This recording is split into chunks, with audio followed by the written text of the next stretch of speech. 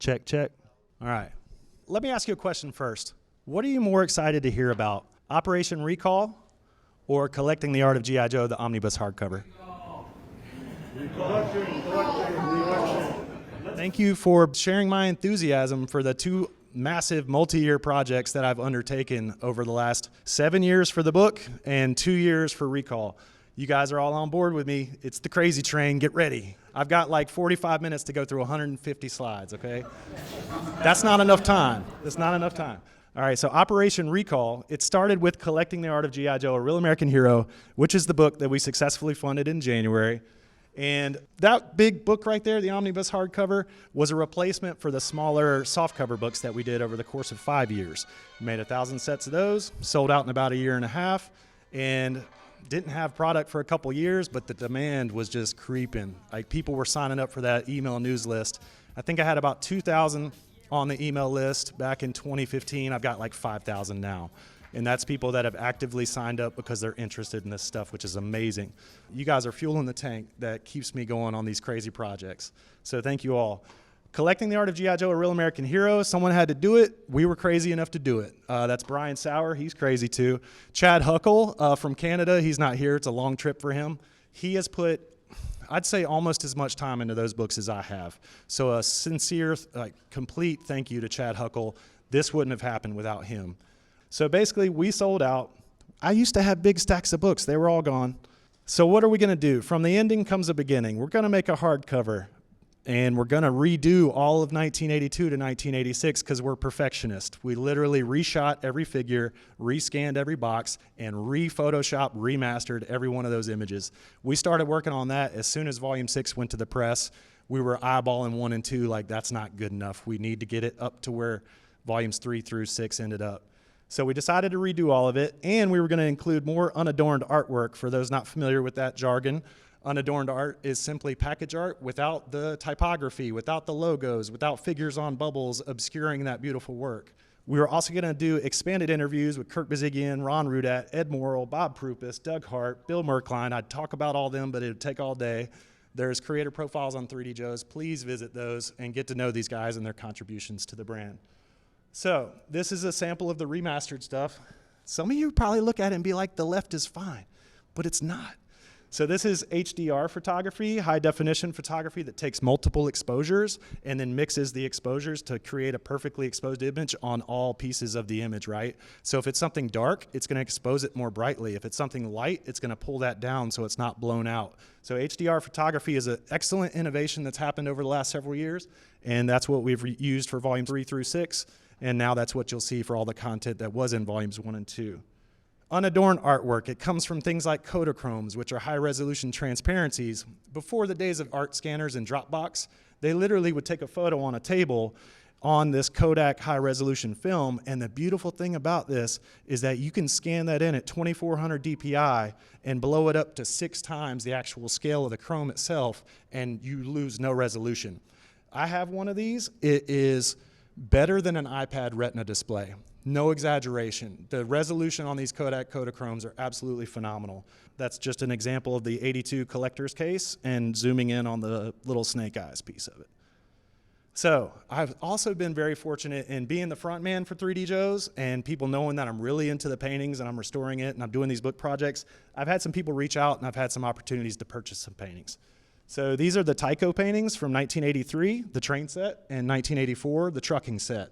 So you guys all benefit from that because those are going to be in the book unadorned because that guy that used to work at Tycho reached out to me. So that's really cool. It's the kind of snowball effect that just like happens organically from working on these types of projects. And again, I just feel really lucky and thankful to the people like him who reach out to me and give me that opportunity.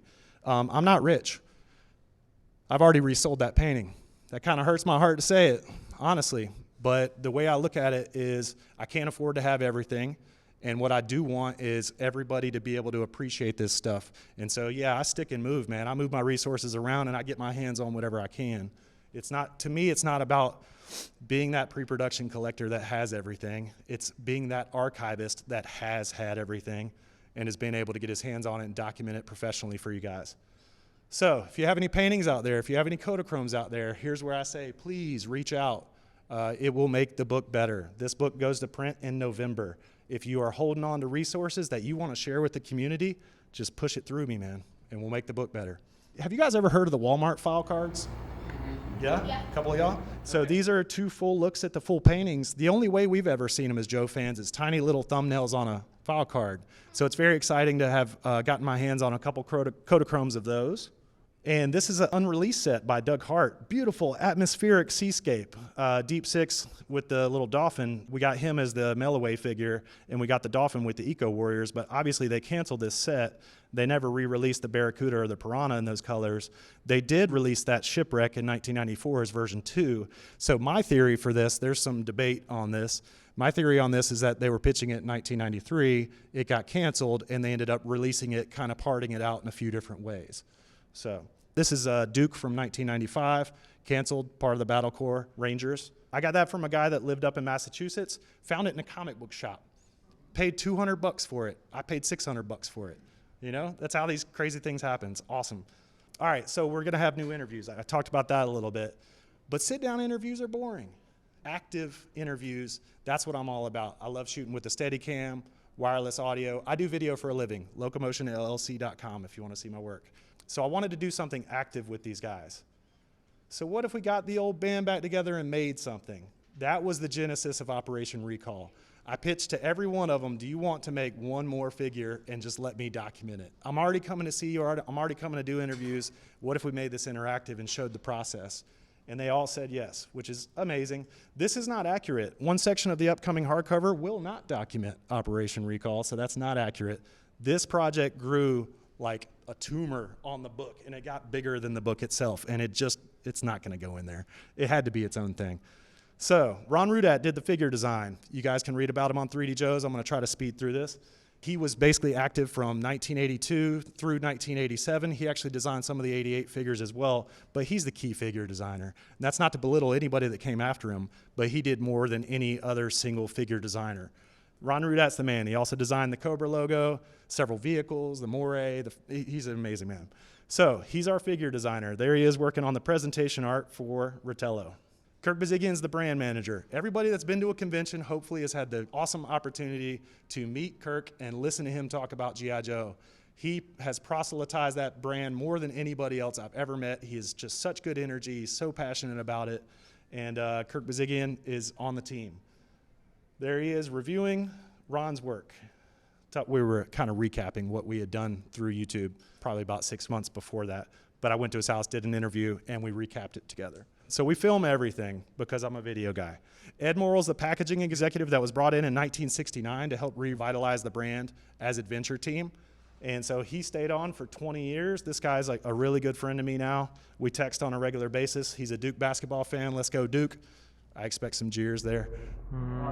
But he came down to Durham and went to Cameron Indoor with me. We went to a basketball game together. He's just like a good friend. He came to my wedding. He did 4 sketches for me on Rotello, and we filmed for 45 minutes talking through his decision-making process while he was going through those different sketches. What did he like about him? What did he not like about him? Just really cool. And again, the point of this project was to get the behind the scenes in the process and the decision making and to document the mediums that they would use along the way. And so we've done that. So that's the selection that we went with. You'll hear more about that. Doug Hart was actually hired in 1984. His first primary work was My Little Pony. He was really good with airbrushing, and it was like a natural fit for him, but he wanted to do G.I. Joe. So he started teaching himself gouache and Hector Garrido techniques, nights and weekends is what he was telling me. And by 1987, he had convinced them to give him a shot, put him in. And so he did the 1987 catalog art, which looks very airbrushy. And then he started doing packages. He did some of the Battle Force 2001. Those were his first carded figures that he worked on. He ended up becoming the key package artist and doing the vast majority of carded figures from, I'd say, around 1989 through 1994. He evolved his style in the early 90s to do really photorealistic stuff using people's portraits as reference. So like Cesspool is Vinny D'Olivia, who was the brand manager in the early 90s, and it looks just like Vinny. Add a scar to his face, of course. So Doug Hart's the man. In terms of painting, unfortunately, Hector Garrido is no longer with us. I was in touch with him throughout the first 3 volumes of the softcover series. I'd send him a copy each time, and I'd call him to make sure he got it. And he was already pretty old at that point. Unfortunately, he's passed away now. So I couldn't get him involved, but I got Doug Hart, and he's awesome. So he's doing the package illustration. There's my ugly mug that's been traced off of some of the photo reference and just showing process for how he works. Bill Merkline did the sculpture. He started working in 1983 on 1984's Recondo and worked all the way through 1989. I think Pathfinder was his last figure that he sculpted. He sculpted 70 figures. I don't know of a single sculptor that did more G.I. Joe figures. He also sculpted a bunch of other stuff like the Visa Dove that's on all of your credit cards. He sculpted that 1-to-1 scale because back when they were doing holograms, you had to do them at 1-to-1 scale. So Bill Merkline is a massive sculptor. And he doesn't even consider himself a sculptor first. He considers himself a painter first. He's an amazing person to get to know. That's his workshop. We were in there with 3 cameras for 2 weeks. I lived upstairs in his guest bedroom. Seriously. I'm crazy. But they take me in. I'm like a little puppy, and they take me in their house. It's amazing. So anyway, I had a wonderful time with Bill. We talk on the phone pretty regularly, and there he is doing his craft. That's a blue buck armature. Is what it, like layman's terms, it's an armature. It's a skeleton that shows all the minimum amount of material that you need to make the G.I. Joe action figure with the same articulation points and proportions. Some people felt very limited by that buck. We talk about that a lot because they all had to be the exact same size. And, you know, making Jinx the same size as Sergeant Slaughter is just kind of weird. We might do something a little different with Operation Recall with buck size, but we'll talk about it more. I like to get the fans' input before I make any big decisions. So Larry Hama, you guys all know him. Larry Hama has graced me with the file card, with the dossier, which was distilled down to the file card, which is the old way they used to do it. So that was amazing in and of itself. Speed round, as if I'm not going fast already. This is the work that we have done to create Rotello. Ron Rudat's original drawings, 2 different concepts. A bunch of accessory concepts, everything from a normal pigeon to an armored pigeon to a drone. Kirk Bazigian's brilliant self said, let's do both. So we did a bird with a little bit of armor and a drone. This is some of the other ideas. Let's put an analog keyboard on his arm in case the backpack goes down by an EMP. He can still control it with a manual keyboard. Let's put a holster right here because where's that flare gun going to go when he's not holding it? Right? Brilliant stuff that Kirk thinks through. He analyzes everything. Let's add a heads-up display so that when the drone's in the air, you can see what the drone is seeing. So Kirk brings a lot of good ideas to the table. This is the finalized artwork by Ron Rudat, the engineering 360 turnaround, and the accessory engineering drawings. Then we went into color studies. He did 6. Kirk, of course, marked those up and made him do a 7th because that's what Kirk does. There's the final color study. There's the presentation art. So presentation art was created so that they could get approval, so that Hasbro management would say, yeah, this figure's cool enough. Go ahead and think about the engineering stuff. So that's the presentation art. Okay, so where I did diverge from the traditional process is I worked with a 3D modeler and a 3D engineer and printer, 2 different guys. That's 2 very different skill sets. Some are more artisty, some are more engineering types, and you gotta work with both. So that's all of our accessories. We've got a drone, we've got a backpack. The drone plugs into the backpack. We've got a carrier pigeon that sits on the backpack. We've got a helmet with a heads-up display and a microphone. We've got a gun with a suppressor, which is a silencer, and multiple magazines. The magazines also plug into this nice little slot right here on the backpack. My friend out there that's a Navy SEAL was like, you don't put magazines in a backpack. I said, watch me draw. It's easy to reach. Why wouldn't you put magazines? Anyway, that's a debate for another time. So then I laid it out with how we would put the accessories in relation to the figure, and that determines how much leftover space we have on the card for the illustration. So that was a necessary step to give to Ed. And then Ed Morrill created the 4 sketches, and we ended on the 4th one there. And this is some process from Doug Hart. As you can see, he evolves the painting. There's the final. So you'll notice he painted the original, then he had it scanned and printed, and he added the heads-up display, the bullets, and the muzzle blast. So this is the armature that you start from. This is in-process documentation of the artistry of Bill Merkline, him doing his thing. I've got 40 hours of this footage, by the way. I don't know if I said that yet. So this is the final sculpt. Multiple photos of that all geared up. So it went from my little letter back in 1989 to a sculpted figure by Bill Merkline. It's been an amazing journey, the most fun for the last 2 years. So this is where I ended last year. So what's next? Well, what's next was I'm going to edit the documentary. It's gone from 30 hours to 40 hours now. But what about the figure? Are we going to manufacture it?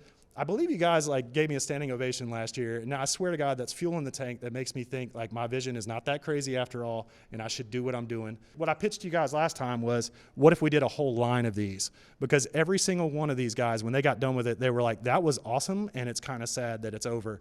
And I said, I've got an email list of 5,000 people, and they're all really passionate about when I pitch them projects like books, I think they'll get behind it. And they all said, okay, do it. So I'm doing it. So you guys are going to help me do it, and that's the goal. So we started developing our own brand, obviously. I did reach out to Hasbro. We have not engaged. So we're developing our own brand. It's called Operation Recall. And recall is because in the military, when you retire, in times of great need, the government reserves the right to call you back into duty. And so basically what I'm saying is the action figure business right now is stagnating. We're getting the same ideas with the exception of like Robo Skulls and the cool projects that are coming up mainly from the community, right? What we're getting from the big guns is a lot of rehashes, and I'm talking everything from Ghostbusters to Ninja Turtles and yes, G.I. Joe. We're getting awesome modern interpretations of what Ron Rudat did back in 1982, but what about what Ron Rudat wants to do right now, right? How about we empower these guys to make all new concepts and give us some new stuff? So that's what Recall is all about. Let's call them back into action and shake things up a little bit in the action figure area. So Operation Recall is the brand. We've gone through a lot of revisions rounds. Shout out to Brian Sauer for all this ideation that he was doing. This guy is amazing. Everything you guys have seen from the book with the brilliant clamshell case design that he's been doing, we're going to make this book absolutely as amazing as it could possibly be. He'd helped me with image restoration before, but I've always said, Brian, that's not enough. Like, I need more. And so for this book, he agreed to help me with the graphic design of all of it. So thank you, Brian. So logo exploration is what I would call this. And then there's some packaging samples. Looking good. So at the same time, I was really, shoring up this friendship with Ed Morrill, doing interviews with him and building his creator profile. So if you go under pre-production figures, Ed Morrill, you'll see hours of interviews, hundreds of photos. It's awesome. I said to Ed, what if you design this package? Everybody else is jumping in and doing what they used to do. And he said, how about I art direct my son, who is an accomplished packaging designer? And I was like, that's awesome. So his son's name is Sean Morrill, and his son has helped me with every bit of the packaging artwork that you're going to see going forward. So first we did a look at what was successful about the G.I. Joe packaging, because we wanted to take the good stuff and leave the bad stuff. We don't want to obstruct the artwork where we don't have to. So you'll see some changes. You'll also see brand new logos, of course. So we were working on a package without the figure in place yet, but this was mainly just an exploration to figure out how we wanted to handle the logo and the other text that would need to be on the package. Using the sculpt in place right there. And once we arrived at the final, it was time to do the paint master. So you'll see in the middle is a resin copy, and on the left is a paint master, which was a resin copy that was painted by Matthew LaCroix. And the original sculpt is on the far right, obviously. So that's our Rotello paint master. He looks amazing, like really, really good. Very happy with him. Matthew LaCroix is just a beast with the paint. So thank you, Matthew. So we decided to roll this out to the audience. Finally, we think it's ready. We think we can roll it out to the community. So we built a quick website, and we started taking submissions, because here was the other big idea. I had the best time having my little 10-year-old vision come to life over a year and a half. I thought it would be brilliant if we do a whole line that is inspired by you guys. And so we put open for submissions for, I think, 3 or 4 weeks. We got 177 submissions. This was from professional artists with beautiful, brilliant artwork, all the way down to 4-year-olds with stick figures. It was awesome. And guess what? A stick figure made it in, right? So we didn't just choose the best art, we chose the best concepts. We chose the things that we thought would be the most exciting and fun to play with, right? We want to make a fun line. But we want it to be military fantasy. Don't throw away the fantasy. I love what Marauder's doing, but it's military, right? I want military fantasy that has some very fun elements in it, like G.I. Joe did. So going forward, this is what our package looks like with our paint master on it, and you can see some of the exploration on the left. And there's our logo brand. Look at where this came from. A little chicken scratch file card and a letter on a 1984 Macintosh. This little drawing here from a 10-year-old, and look what they made of it, right? They are capable and passionate, and they want to do this. They did this for me. I didn't have to twist any arms. They loved it. And so the reason that we're here and that we're going to do Operation Recall is because they want to do it again and again and again. So I hope you guys get behind them.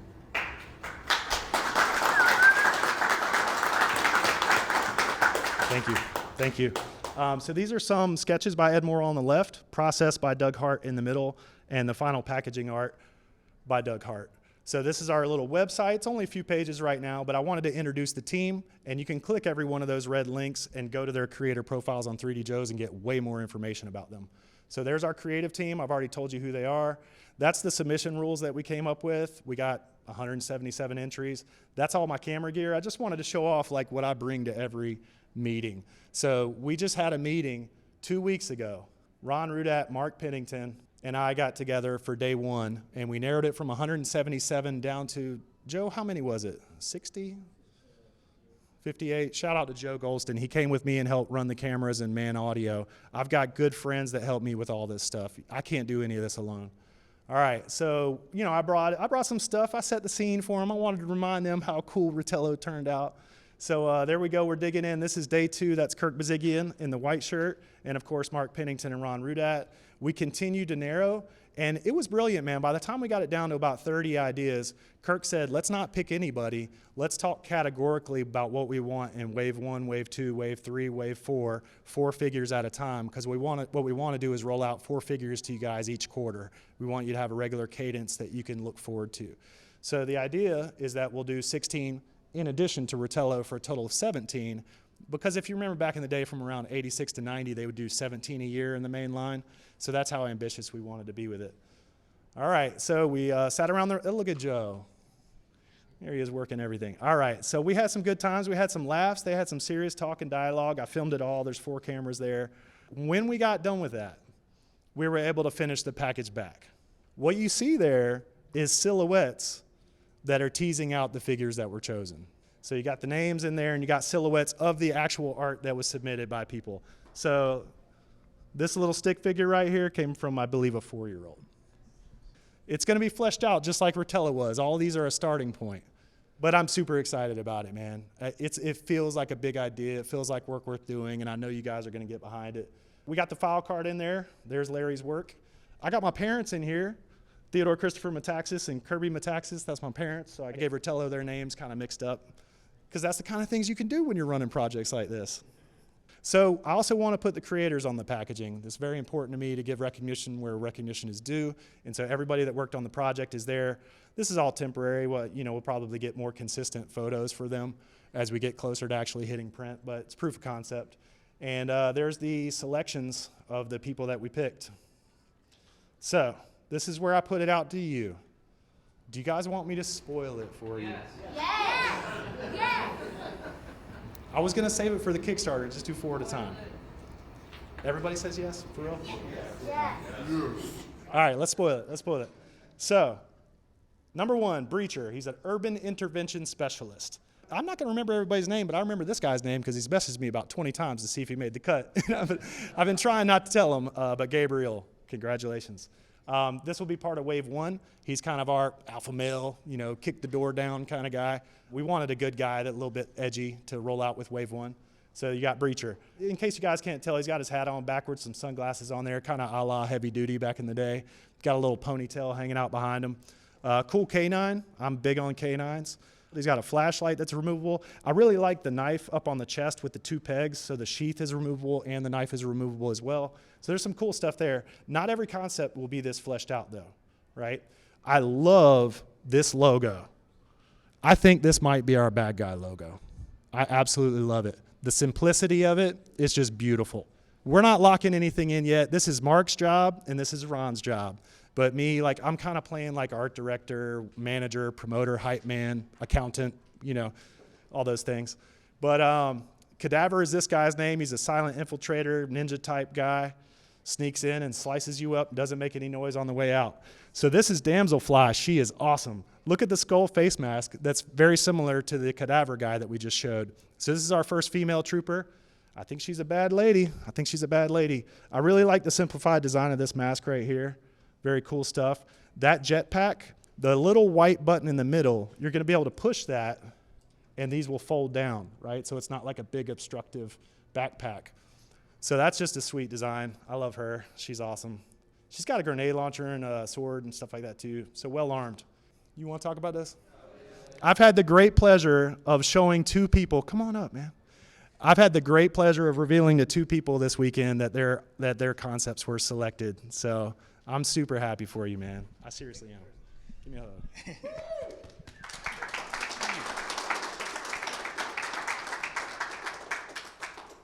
So I'm originally Latino. I'm from Puerto Rico, even though I made him like a luchador, like Mexican American. And I always thought one of the things that I love about G.I. Joe was always diverse. Always. I remember when I saw Sap, and his name was Rafael Melendez. My uncle is named Rafael, and he had a mustache. So automatically I thought that he was my uncle. So I thought about it. I was like, okay, we got Sergeant Slaughter, but Sergeant Slaughter, like in G.I. Joe, he looked like a drill sergeant. So he happened to be like look like a soldier that was a wrestler. And I was like, what if it's in reverse? A wrestler that is a soldier. So the whole backstory was that his dad used to be a famous Mexican wrestler. He joined the army and he wears the mask in tribute to his dad. And the eagle represents, it's very important in Aztec mythology, like the eagle and the sun. So it's kind of like the eagle rising to the sun. Obviously, because he was a wrestler, I wanted to do like a belt, so it's like an accessory, and the accessory has like grenades and like smoke grenades. Because what I was thinking is like, he's a wrestler, so he drops the smoke grenades and does like an intro, and then starts like shooting. Yeah, it's probably like suplexing the bad guys. Right. So I figured, obviously, because he was going to be a big guy, he needed like an oversized weapon. So I thought about a double-barrel Magnum. So I did that design, and then because I like the 90s crazy stuff of the Joes. So I was like, he needs like a oversized something. So I did like a oversized brass knuckle, which is that over here, with a chain gun. Nice. A little rock and roll action version. Yeah, too. that's what I thought about it. And, you know, he told me yesterday when I met you, I was like, hey, I was just introducing myself. And I said, oh, I did submit some mark. And he said, oh, what do you did? We had 3 luchadors. And there wasn't 100% consensus that we were going to use one in the room. And I really lobbied for this one. And so when I met him yesterday, it was like, it's just awesome, man. Like literally the 2 best moments I've had this weekend were talking to him and then talking to another kid that was 4 or 5 years old who had submitted the stick figure that I was pointing out. Seriously, like arm hair raised. I got chills. Thank you so much. Oh, thank you, man. Appreciate it.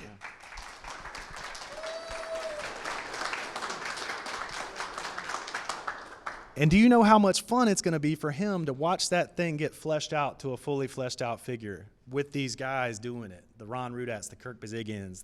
It's crazy, man. It's a crazy idea. I hope it works, you guys. Let's do it. Let's do it. You're in the house. Come on up, man. Come on up. Come on up. Come on up. He's more clean cut now than he was in the submission photos. In the submission photos, you have more floppy hair, bigger beard, all that stuff. What's up, man? Carson, Texas. Good to see you. Come on. Tell us about him. All right. I'm processing this for a second, guys. Man. So I'm a paintball player. I'm a MagFed paintball player.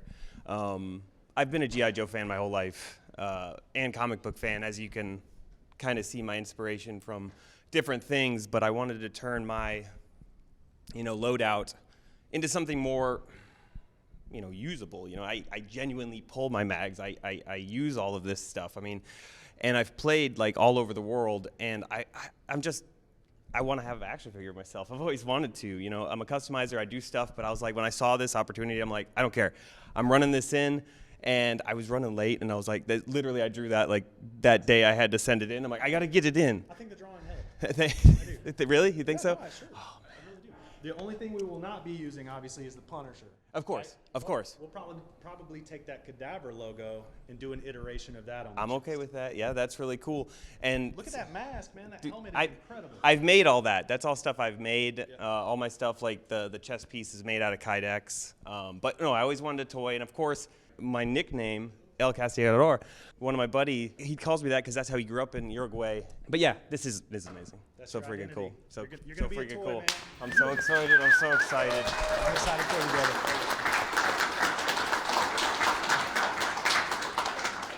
All right, so you guys just witnessed in real time moment number 3. Like, how magical is that? This guy's been wanting this his whole life, and hopefully we can all make it happen. Crazy, man. It's a crazy project. All right. Shh.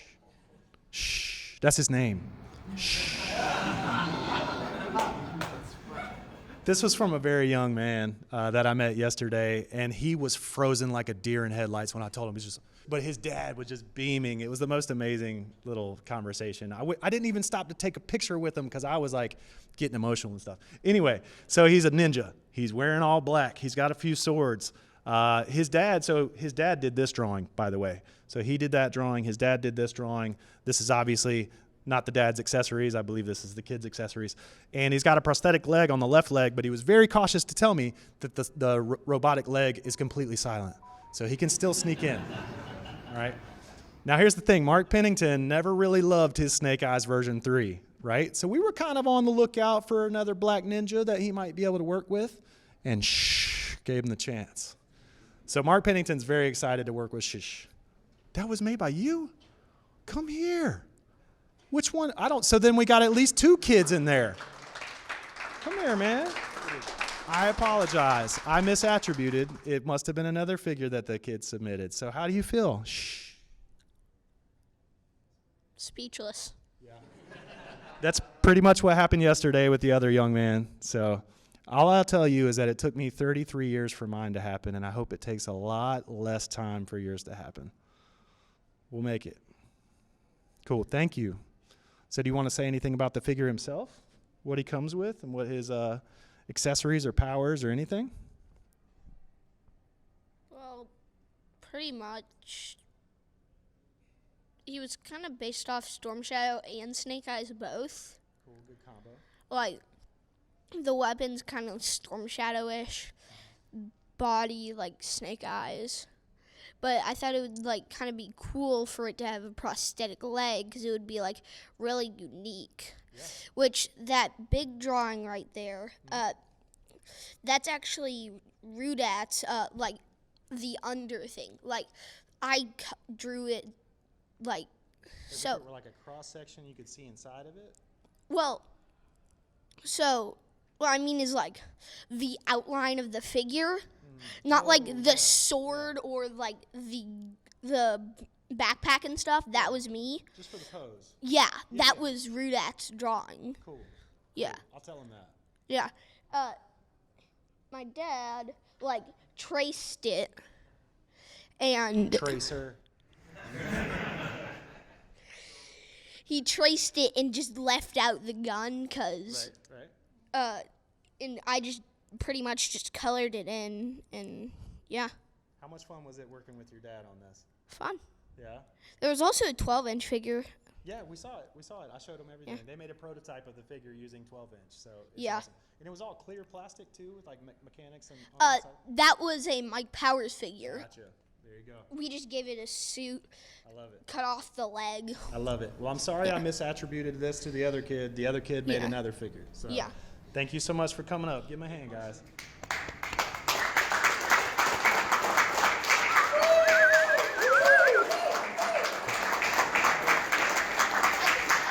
People that are submitting to this contest are already interacting directly with the creators and getting their influence on their submissions. It's an incredible story, man, and that just speaks to like the cohesiveness, the tightness of this community. It's amazing. So that's 4 people that I've met that submitted. Amazing stuff. Bear Claw is a custom. You'll see a little Red Dog influence on the middle one. Yeah, with the big bear claw. We're going with the more modern version. So he submitted a couple versions of this guy, and we're going with the more modern one on the right. And he's an awesome, big, burly character, bald-headed with a beard, and we could all use more of those. So this is the kid I met yesterday.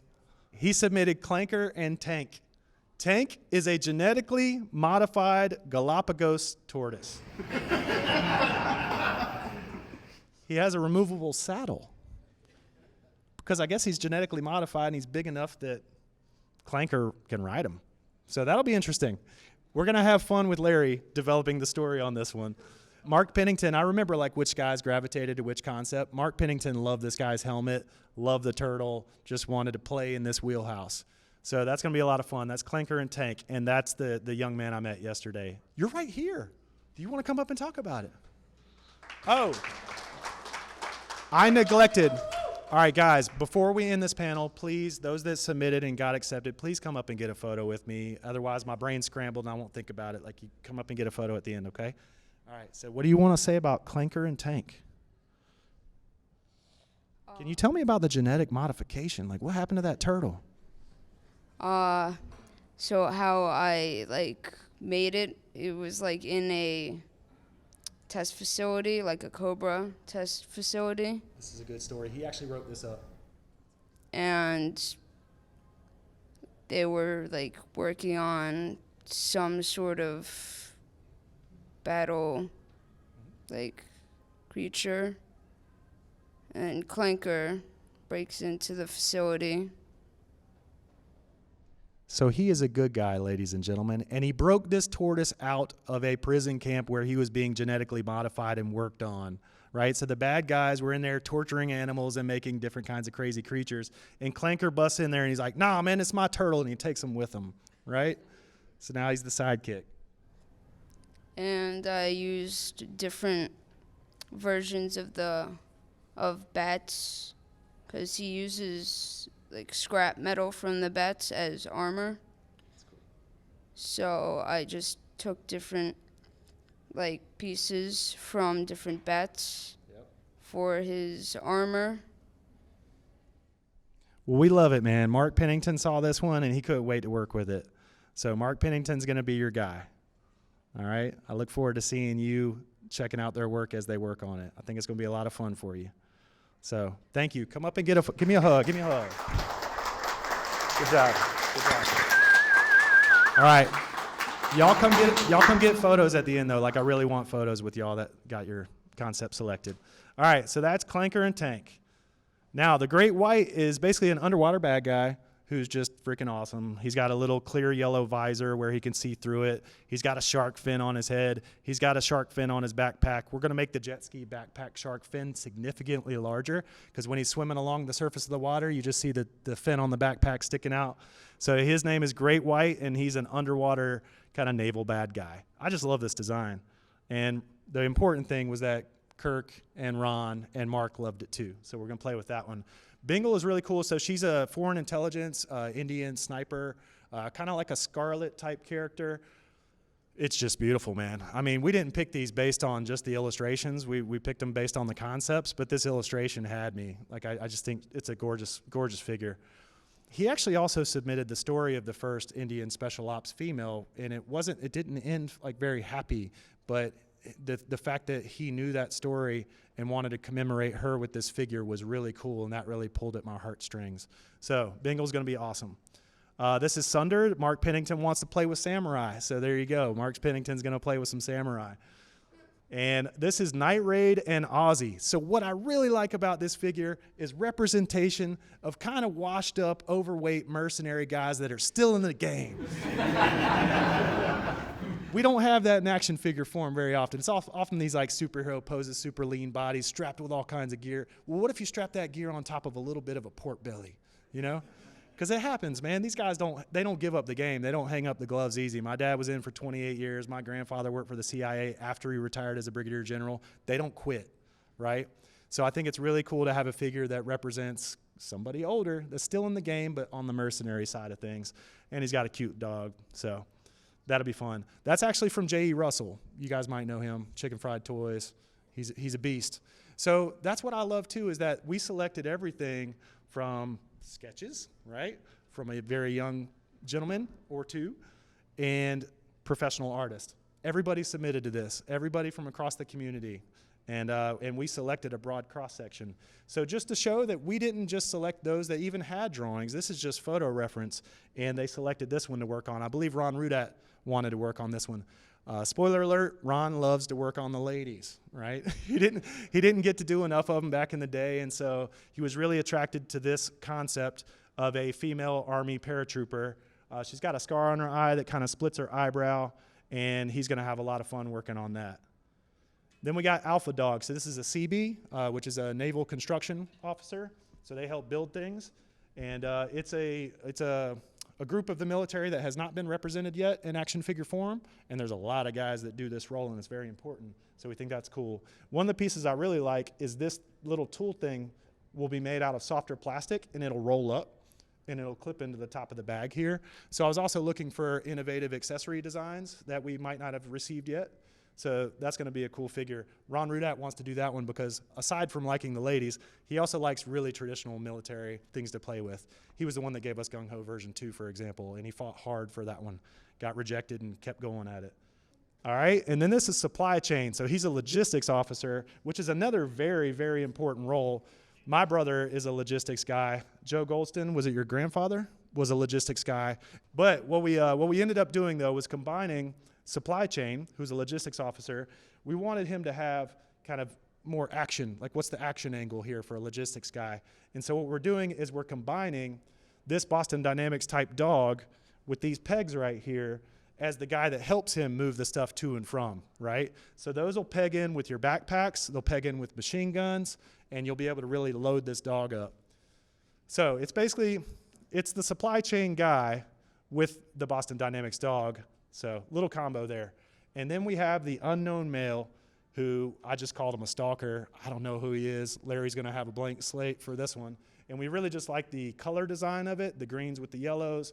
The tattoos that are going down his arms, instead of being like ink tattoos or a tampo, we're thinking we're gonna do the raised tattoos where you pluck the skin and it scars it, and he's gonna be an African American instead of a Caucasian. I believe in Africa that's a much more common practice than here in the States, for example.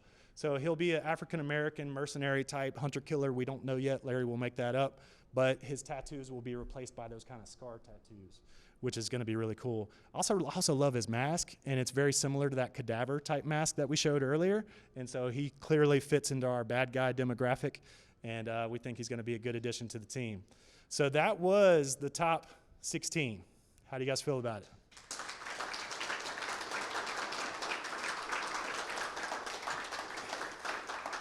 It's a pretty good mix of figures, man. I feel like we're on our way to a very, fun and adventurous line.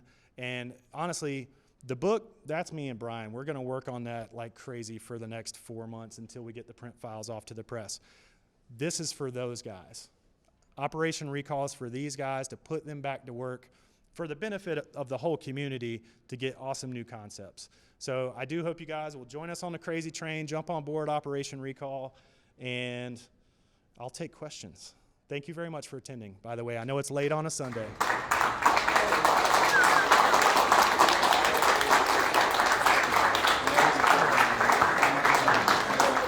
All right. Thank you guys. I love you, man. Seriously, y'all are fueling the tank. It's amazing. Yes?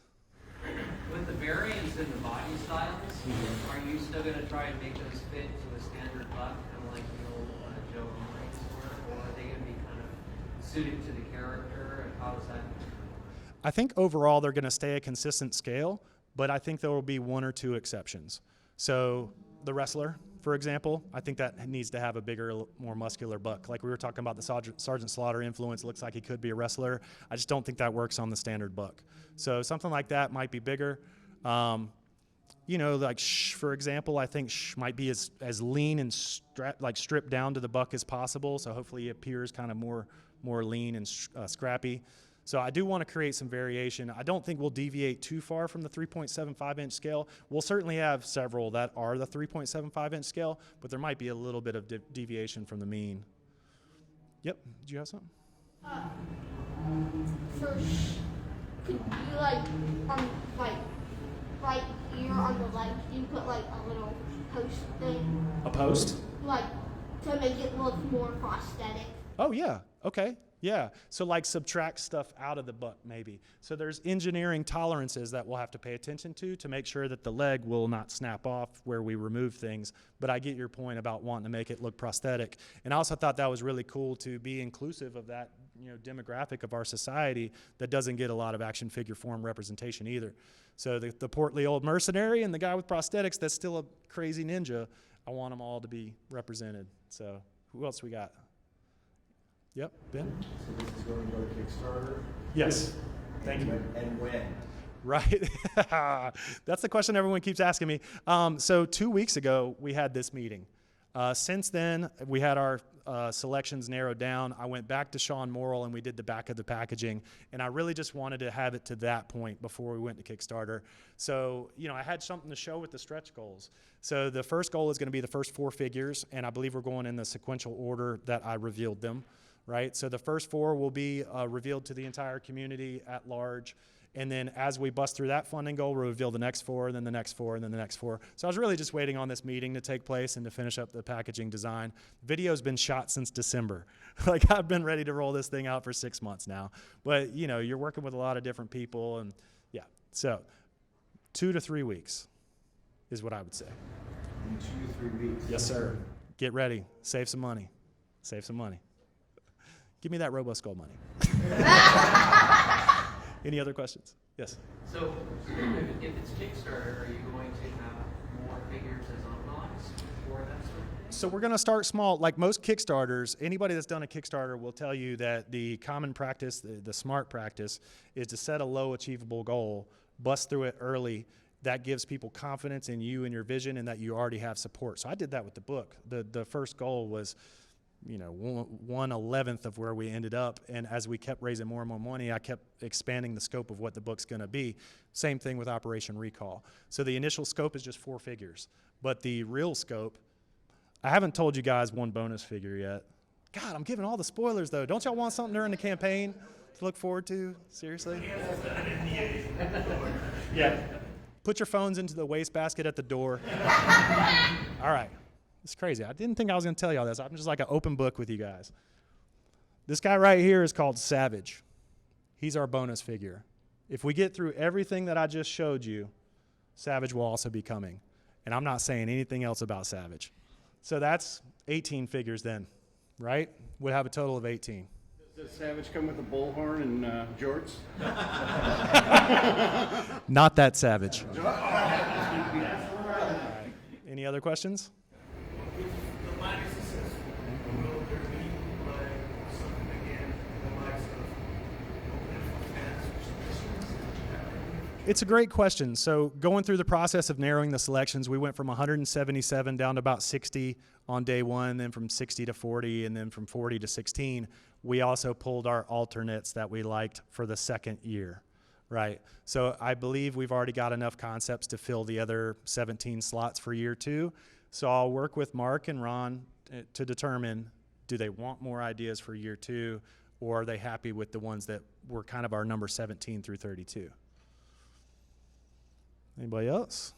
Yeah, go ahead. If it is successful, will there be vehicles? If it is successful, my friend Greg Bridgman did a vehicle called Marv. And what I would like to do with Marv is fulfill one of his dreams of doing these add-on kits that turn it into other vehicles.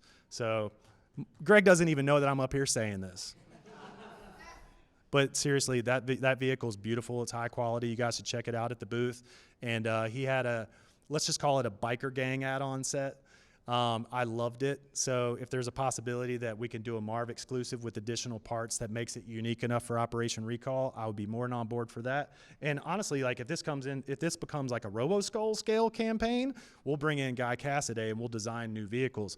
I also think that the RoboSkull itself works really well with the Cadaver logo, so that could be the big bad guy vehicle, and then Marv could be the good guy vehicle. So we'll talk with our friends. It's a community. You know, we all work together. And I would love to see some partnerships, some exclusives to help build out vehicles quickly without having to ask the community for 150 grand, 200 grand for a vehicle. Let's use some of the brilliant work my friends have already done, you know, maybe. We'll see. Yes? Any plans for a comic book? Or I would love to do a comic book. I use Bobby Vala as a cautionary tale. Bobby has been making a comic book. I'm buying Action Force. I'm a supporter. I love Bobby's line. I think it's high quality, and I love that he did a comic book to build out the storyline, to tell who the characters are, and give you something that you could use with your imagination when you're playing with them. It's very important to me. But those are a lost leader. They do not make money. People don't buy them enough to warrant the expenditure. It's basically an advertising expense. So the question then I would say back to the community is, if we raise more money than our goal is, would it be worth spending more money to make more figures? Or would you then say, no, take some of that money and build the story, make a comic book? Show of hands for people that would want more figures first.